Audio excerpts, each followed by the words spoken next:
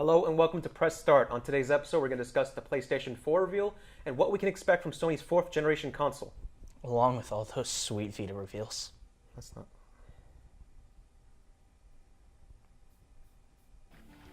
Hello, I'm CJ Melendez. And I am Zev Levitt Ramos. Are you excited about the PlayStation 4? I don't know, for me it's a pretty mixed bag in terms of what we saw at this conference.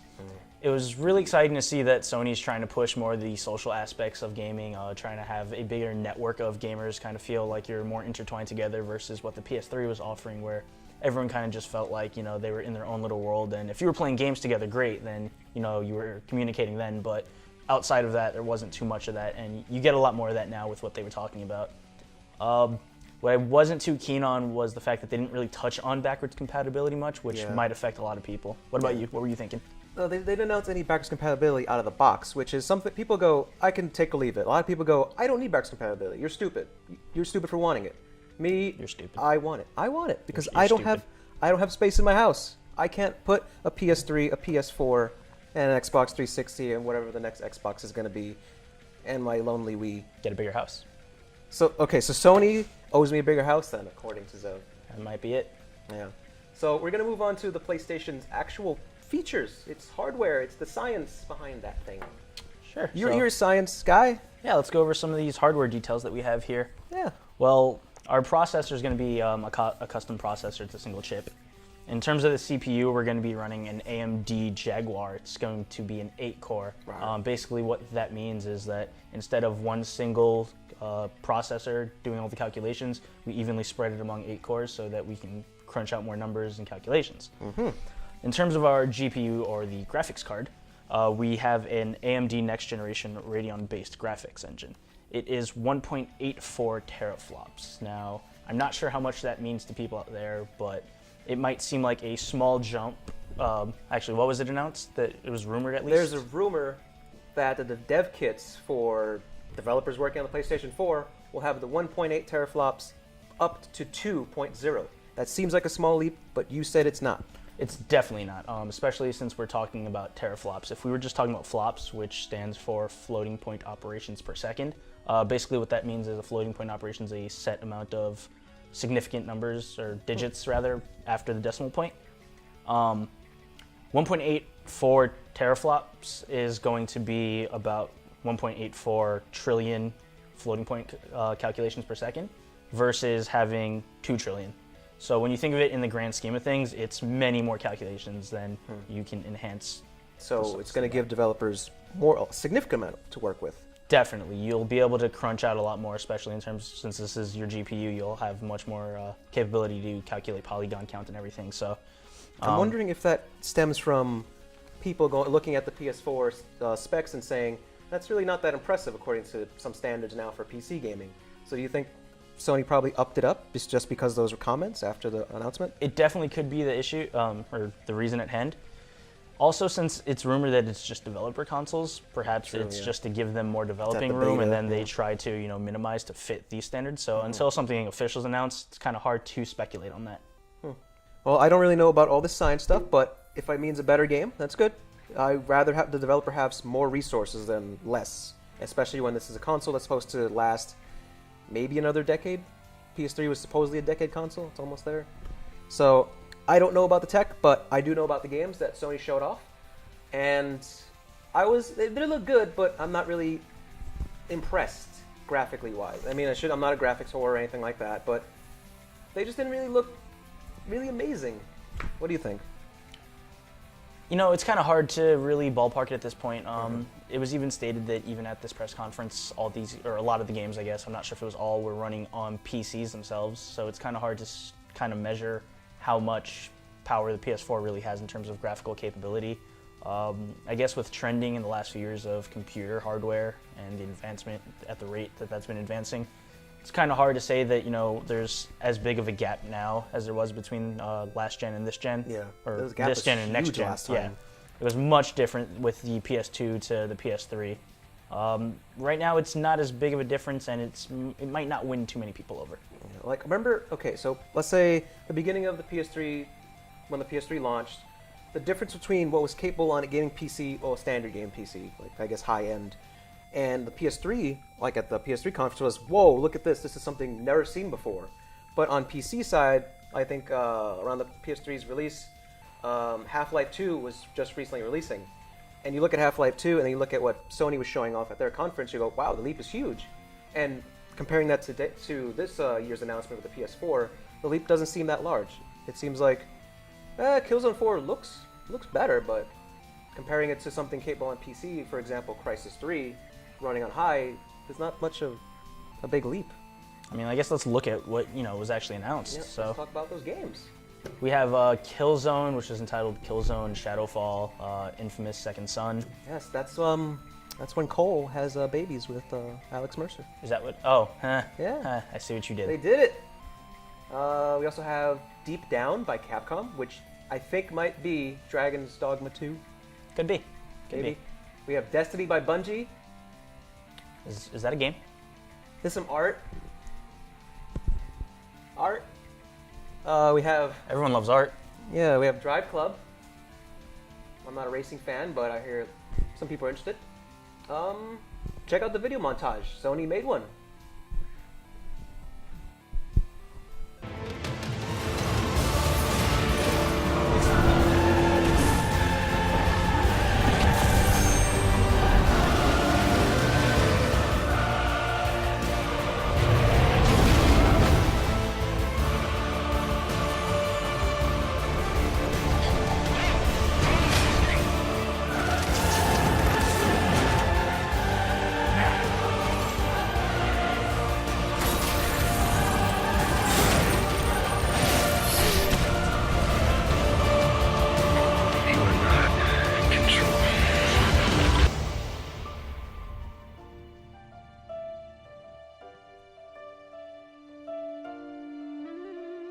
I would like to make a small addition to the team.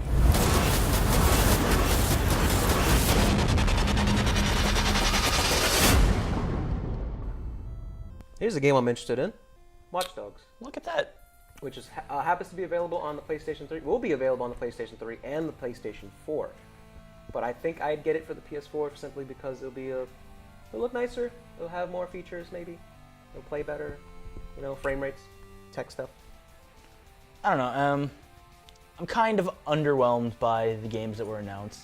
Not to say that, they don't look nice. They definitely do look nice, at least for what the hardware is offering. The gameplay does look tight, looks fun, especially for Watch Dogs. I'm pretty excited for the game itself. That's my most anticipated But game. in terms of the PS4, I'm not excited about this lineup at all.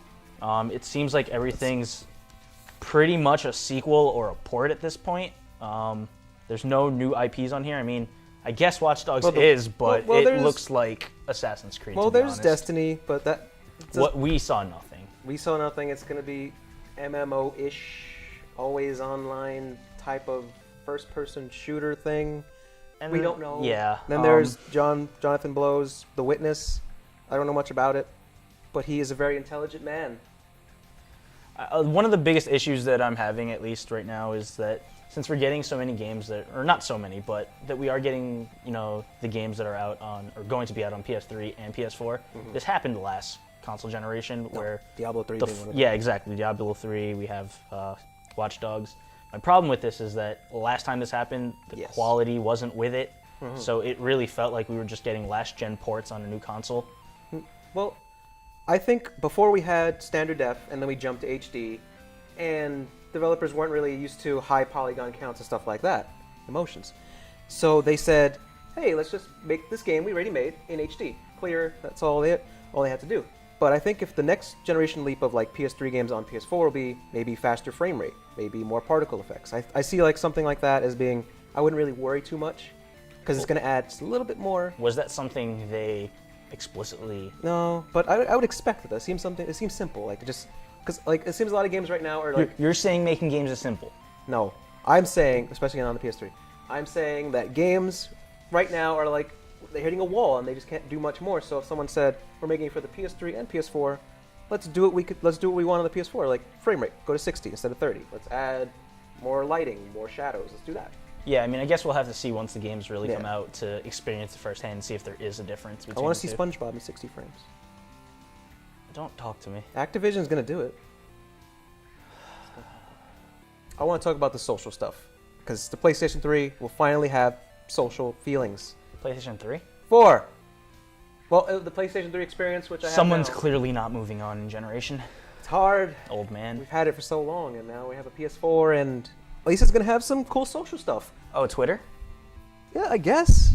It seems so. So basically, you could use a real name, which seems like I don't know if people want to do that, but Fabrice? Fabrice shared a video of him playing the Goblin Factory. I don't know.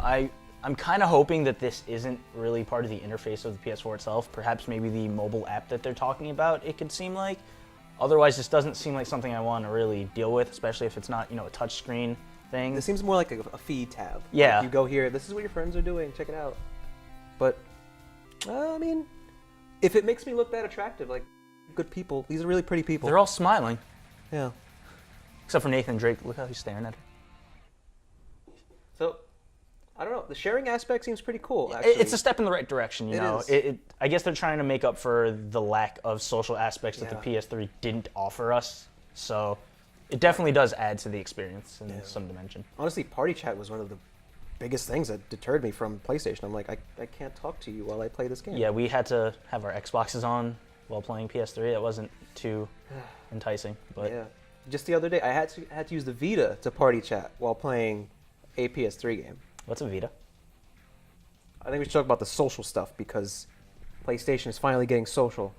Yeah, let's like that definitely three. address that. I mean, it's something that Sony, like I said earlier, it's something they're working on giving us that the Yes. PS3 didn't have. So you kind of felt Really disconnected from your friends at that point. So, I mean, if we see here, we have it looks like a Twitter feed. Yeah, it looks like it's just gonna be a generic feed you can go onto and see what your friends are playing and what they're sharing. And sharing. That's the stuff we gotta talk about. Sharing is caring. Sharing is caring. Just to stick to the social stuff though, I'm happy. Parties. It's gonna happen, I think. Yeah, that was definitely missing for PS3. Kind of, again, it disconnected you from everyone else that you couldn't chat with someone unless you were in the chat. In the game chat. Yeah. No, in the game chat or in that special webcam chat app that they had. I didn't even know that happened. Yeah, they had that on the side. If you weren't in a game, you could chat one-on-one. It's funny because the Vita has party chat. Multi-person support? Yeah, I think so. I I'll chatted with find out. somebody and it looks like there are available rooms, so That's cool. yeah.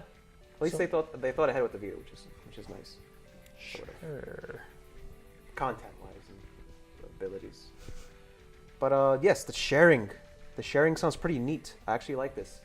They're partnering with Ustream, I believe. Ustream, I'm not really sure why, because there's Twitch.tv, which is mainly focused on video games. I think it is 100% video games. And they're partnering with Ustream instead, but you can stream your games anytime you want. It's something that sounds really good. I mean, a lot of people really want to be able to share their gameplay, and you're limited to either having to buy a video card for your computer or have to buy what is it that you're currently using to capture your video? Just the HD PVR. Yeah, so I mean, you're limited by these technologies that you have to purchase versus something that can be built in, and I think it's really cool that we have these like we see here. Yep. And you can comment on someone's feed. Interestingly enough, you can actually hijack someone's gameplay if they're playing on like the cloud Gaikai service streaming thing. Oh, is it limited only to that? I think so. I wouldn't really see it be possible if you hijack someone's local game, like physical copy. But I think you can do that with the Gaikai service. But the Gaikai service is not really explained too well, or definitely coming at launch. So this seems like a lot of hypotheticals and not like we're gonna do this now. Yeah, there were very few hard facts in terms of that, so it's kind of shrouded in mystery. Yeah. I want to talk about the DualShock 4. I think it looks awesome. I like it. There's definitely lots of revisions with this new controller that were definitely necessary. I know that the controller having concave analog sticks now is definitely a plus in my book. If you take a look at a lot of older PS1, PS2 controllers that have lots of hours of play on them, the rubber actually starts peeling off and everything after a few years. Yeah. And this seems like it'll hold up a lot better to time and use, so that's definitely a plus. Yeah. And sadly, select button is gone. So is the start button. I just noticed that. We have share and options. Why can't it still be start? It would do the same thing. It'll take you to the options. It's select and start merged together into options. This is ruining history, Sony. But I like the design. As you can see, there's a share button, which talks about what I mentioned earlier. There's a streaming, picture sharing, video sharing. So I guess that's cool, but I mainly like the design because I think the controller is going to be a little bit bigger than DualShock 1, 2, 3. And that'll be more comfortable for the analog sticks for first-person shooting. And I believe the triggers are actually trigger shaped now. They're actually like you pull onto them and they concave. Here we go. Yep, there you go. Look, they're pointy too. Yeah. If we also see is that the Move that's integrated into Yes. the controller now? The controller is going to have a blue light, like the little squishy Move controller. And every PlayStation 4 comes with a camera, the iToy, the new iToy. I actually have the Does that specs have a name? here. I don't know if it has a name, actually. I wonder if they're going to stick with that or not. No, I don't think it has a name, but it's just camera, PlayStation camera. And it has a very good video pixel density there. It can run up to 600 frames at 1280 by 800 resolution. So it's looking pretty good. And it has two little lenses as well. So I think what they're going to do with the controller is very basic Move functionality where you go up and down and left and right. I'm not sure what it's going to be used for. But I read an article that said that the light will be reflective of like your health or something. It's red if you're dying or whatever. Oh, okay. I hope that, I'm not a fan. you know, the motion-based controlling for it Yes. doesn't have such a fall as it did with PS3. I just don't think they need it. It was anymore. pretty bad on PS3. The games, when they try to utilize it, What kind of felt game tacked today on. uses 6-axis? I mean, it's a neat feature, I guess, if you want to, but no game uses it. It's just there, and they're still including a 6-axis along with the blue light. That's So- good. And I mean, it's great that, you know, they're not having to integrate the DualShock into it later, like they did with the PS3. It still vibrates. Where I have a controller that has no vibration because of my earlier PS3, so that was a little disappointing. You want to talk about that thing on top? See it in the middle? Oh, I didn't even notice that. You didn't notice the touchpad. That's what that is. Yes, it's a touchpad. It was shown in the prototypes, and people were wondering if it was a screen. What is it going to be? What is it going to be used for? I don't know, but someone said it'll be a good way to adjust like your menus within game. Like I have a couple of grenades. Swipe, swipe. I'll use that one really quick. Yeah, there were a lot of, I guess, concept art for this controller, and Yeah. they all kind of focused on that same concept. I know one I saw, instead of having a solid plastic piece in the middle or whatever it's made of for touch, it was a clear centerpiece where you could see right through, and images would actually pop up onto it, and you can touch. It'd be kind of interesting. Oh, hey, Hi, Dreamcast. that didn't work. So cute. But yeah, I mean, it seems like they're kind of following in the footsteps of the Vita. Yes, it has a lot of Vita influences, as you can see with the D-pad. The D-pad is very fancy. Yes, Hi, it has Vita. a new style. I like my Vita. You like your Vita? I love my Vita actually. But yeah, I mean, I don't know. It kind of seemed like it was an issue that they didn't really address the Vita at all during this conference. It wasn't. The only thing they said was, "Hey, you know that streaming service? You could probably use it on your Vita too." It'd be cool to play PS3 games, every PS3 game, unlike their shoddy remote play. They're like, "Hey, remote play on the Vita, you can play PS3 games." That didn't work. There's like less than 20, and they have to update the games to work. Did it work for you anytime you tried using it? I used it for Shadow of the Colossus and Ico Collection.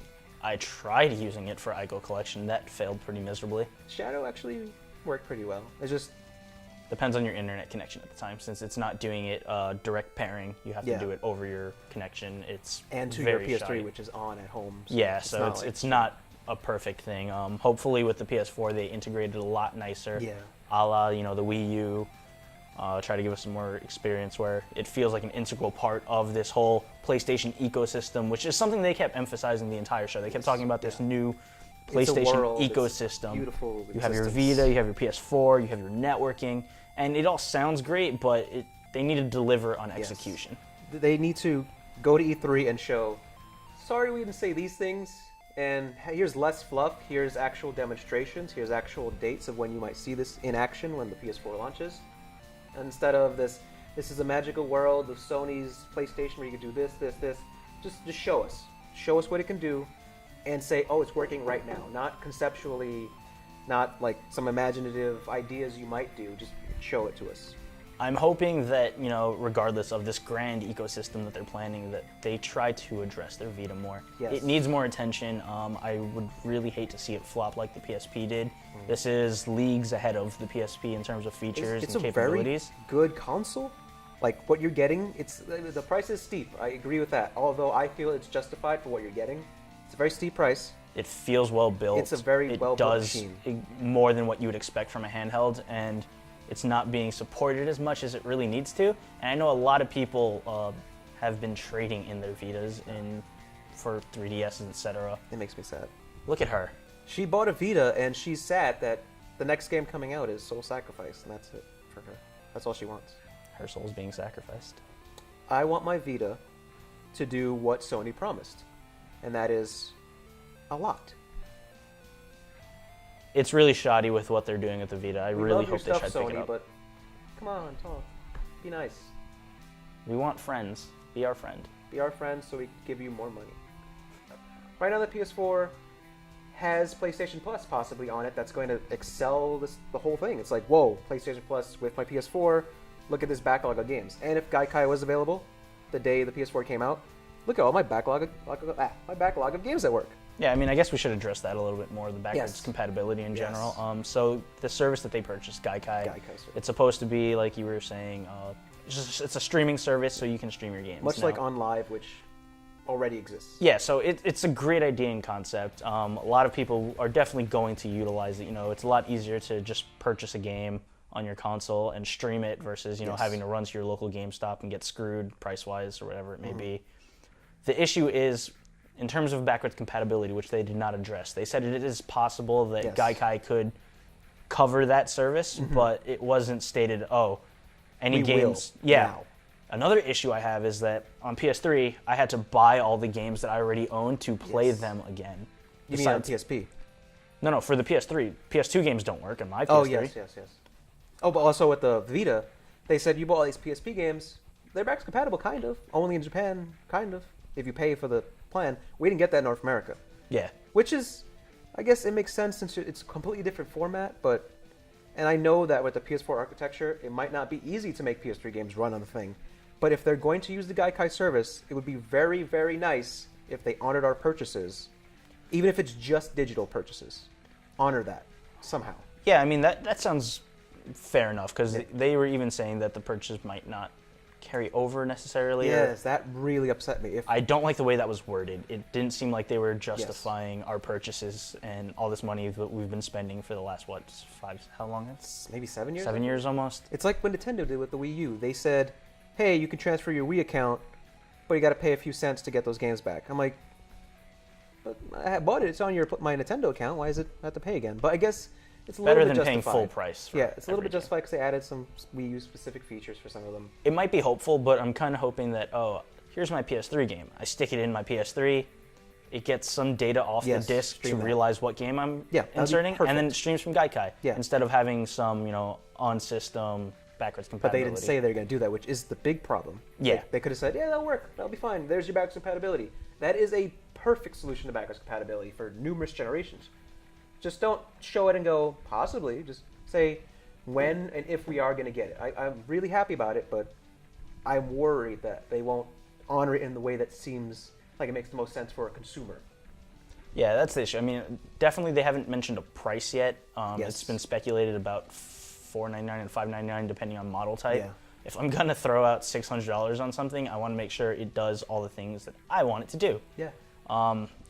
All hundreds and thousands of dollars on games all these years. Yeah. I'd like to still be able to play them without having to go in my closet, pull out my brick Unwrap it. PS3 because I've never have the fat upgraded. one, yeah. Yeah, gotta tap that. But I don't know. It's a little ridiculous that there's a lot of things that are kind of just being ignored by them at this Yeah. point. And It feels like they addressed their hopes for the PS4 more than saying this is what you're getting as a consumer on this date and for how much. So I don't know. I'm really excited for the next console generation, mainly because it's going to push developers into trying more things, and Sony could learn from the competition a bit. PlayStation Plus is amazing, but they need to pay attention a little bit more to what we want, especially with the Vita. of course. But I don't know. I'm still a little bit reserved. Because right now, I'm not really impressed too much.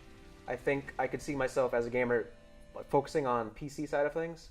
Because I'm a console gamer. I've been a console gamer for years because I thought that PC gaming and just making a PC for gaming would be a little bit too complicated for me and expensive.